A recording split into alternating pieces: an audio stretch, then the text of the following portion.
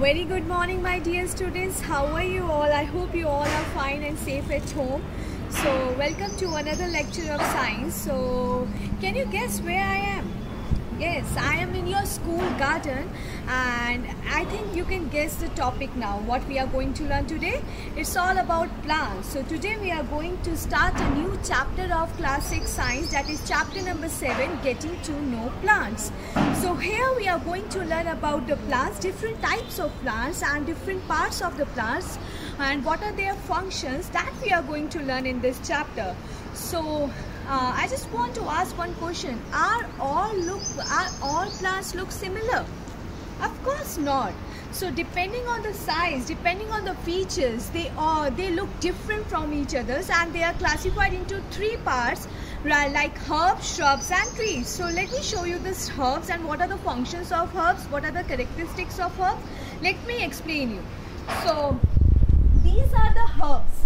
As you can see, these are the herbs. These are they have very thin stem, you can say green and tender stems, right? They do not have thick stems, they do not have woody stems, right? So herbs examples are coriander, tomato. Let me show you the example of shrubs. So this is the shrub. They are the medium sized plants, right? So they have thin and woody stems, right? And the third category of the plant is the trees. They are very tall size plant, right? As you can see, and the examples of trees are neem tree, mango tree, and shrub. This shrub is a shrub.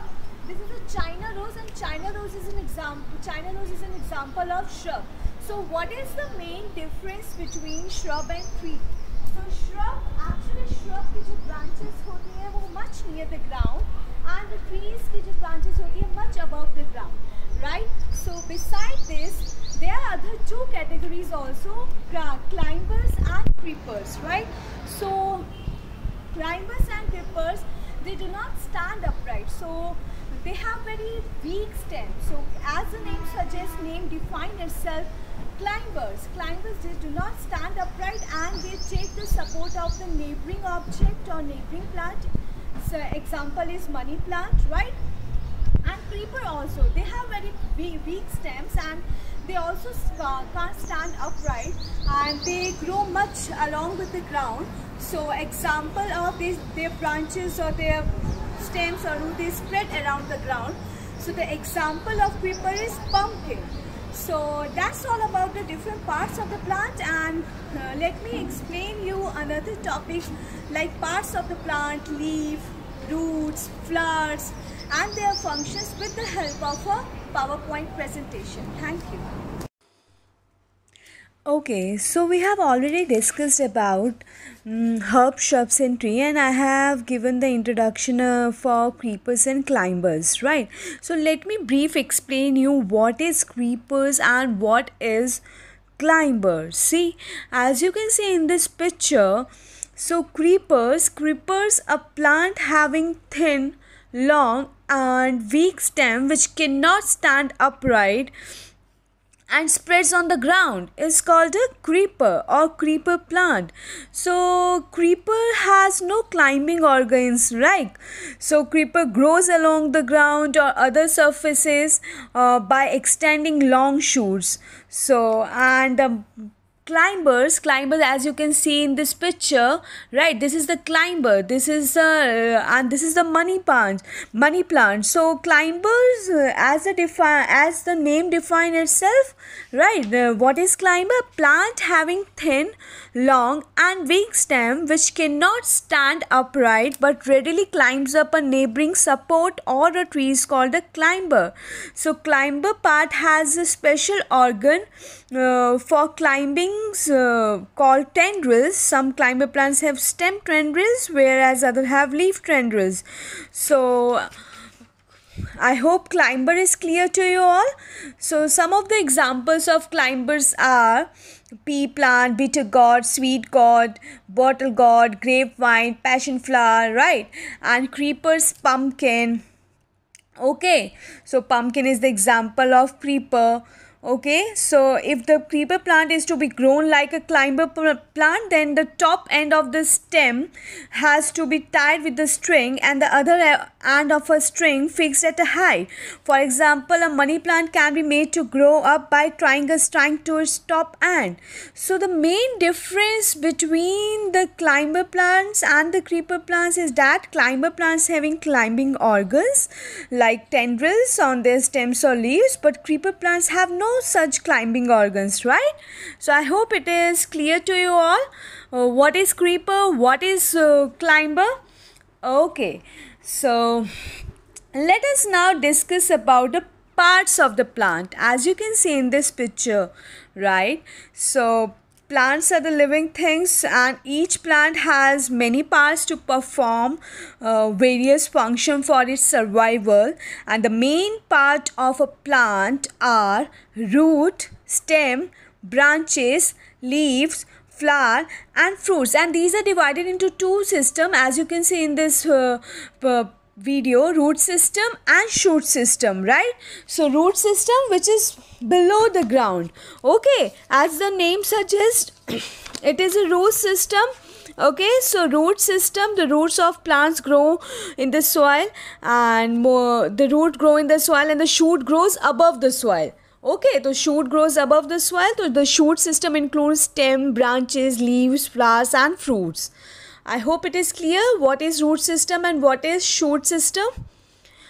Okay, so let us now discuss about the root. So root is the organ of a plant, or it is that part of a plant which is below the ground. Okay, so it is not always that it lies below the ground, it can also be aerial. So roots of a plant perform a number of functions. So the main functions of the root of a plant are as follows. Root absorb water and minerals from the soil, right?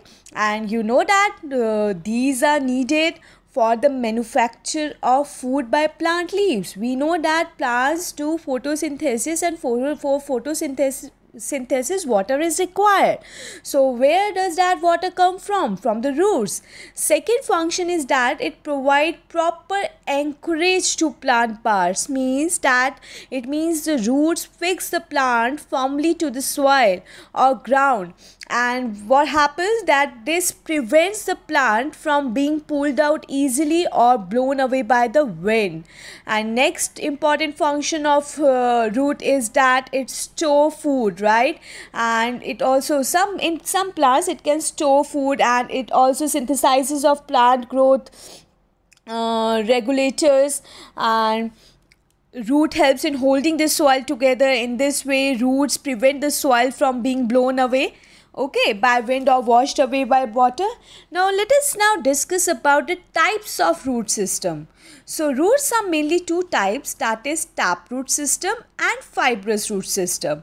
Okay, so what is the difference between taproot system and fibrous root system? Let us now first discuss about the taproot. So taproot is the straight tapering root which grows vertically down into the soil and gives out branches on all the sides, as you can see in this picture, right? So taproot is the main root, and the smaller side roots are called the lateral roots, right? These are called lateral roots. Alright, and the main root is the middle root, that is the main root. So please note that taproot itself is quite thick, but its branches, that is lateral roots, are quite or you can say it is much thinner.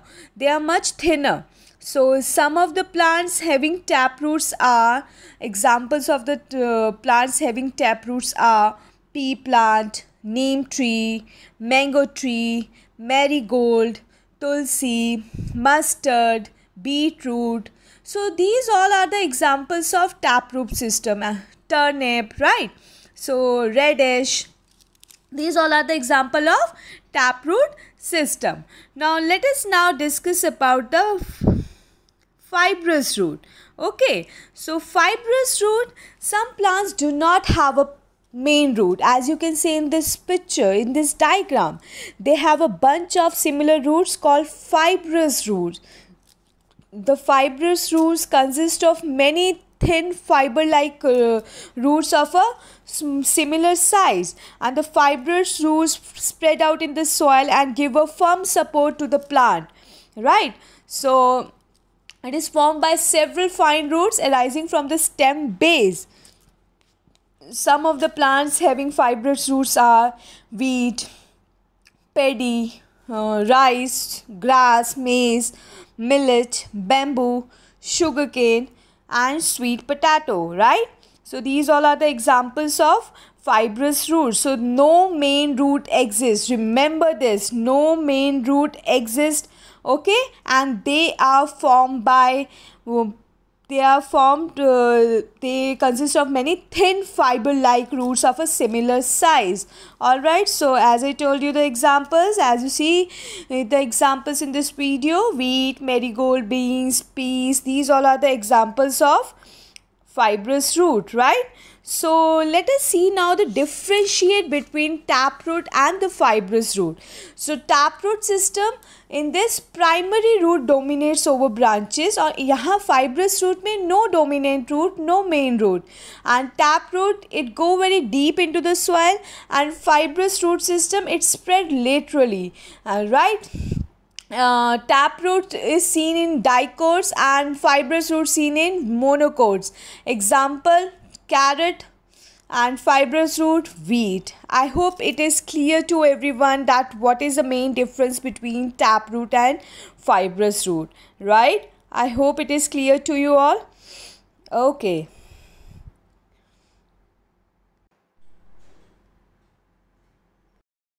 Okay, so let us see some of the modifications of root.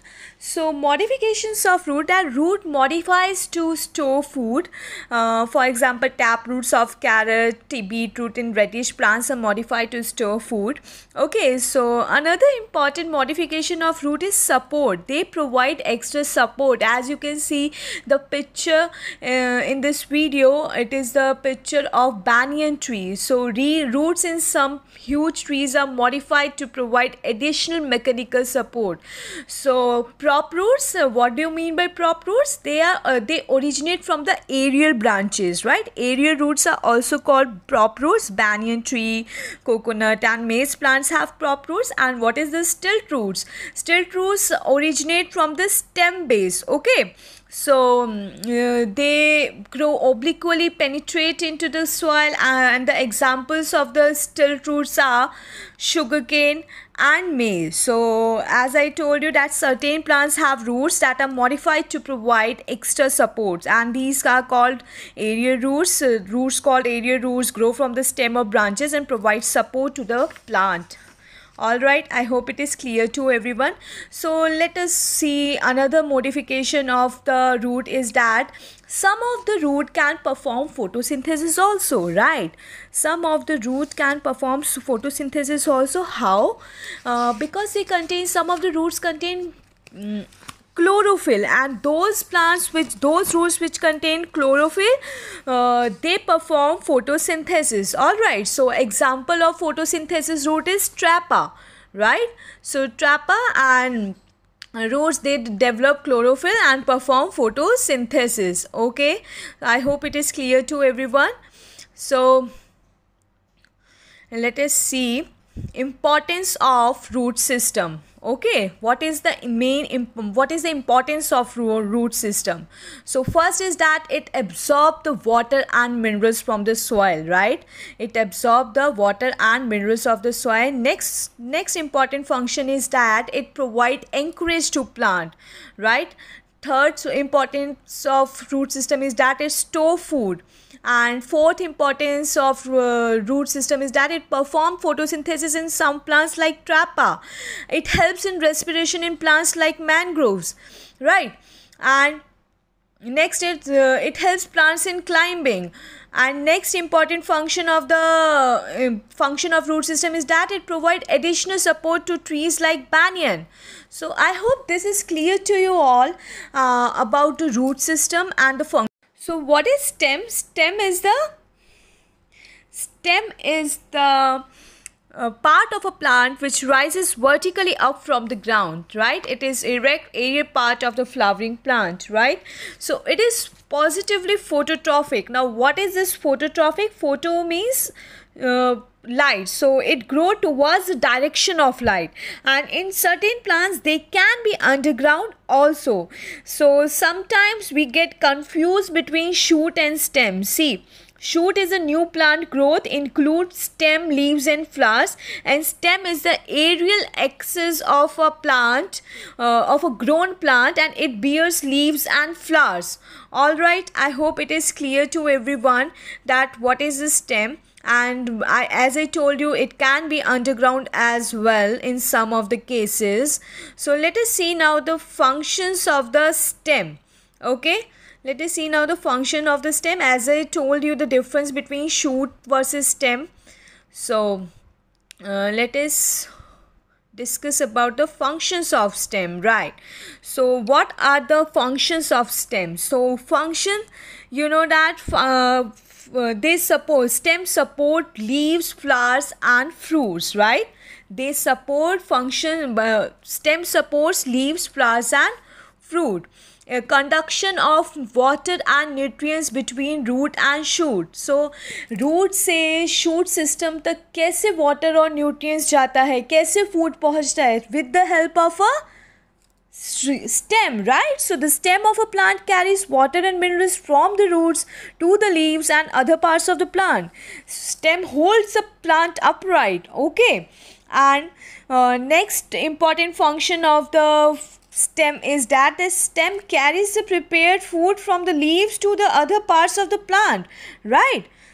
The stem carries the prepared food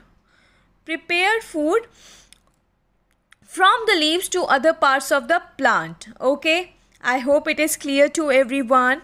So stem conducts water to plant parts. I told you about this. So let's perform the simple experiment. You can perform this simple experiment to show that stem conduct water to the plant parts. So what you have to do in this experiment, is that a stem of a plant, we know that stem of a plant carries water to the leaves and flowers. So we cut a small branch of a plant having flowers, right? And this branch of the plant is a kind of stem, and place this branch vertically in a vessel containing red ink, okay, and water solution. Allow the branch to stand in this colored water for a few hours. You will see the red color lines in the leaves, right, as you can see in this picture. So we will also see that white petals of the flowers have turned red. And this experiment shows that stem of the plant carries red color water upwards to the leaves and flowers also. It is this red colored water which produces red lines in the leaves. Alright, and when the red colored water reaches the white petals of the flower, you can take the flower branch also, flowery stem also.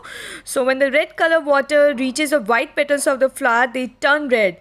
Just like red ink, the minerals dissolve in water, also move up the stem along with water. I hope it is clear to everyone that what are the functions of stem.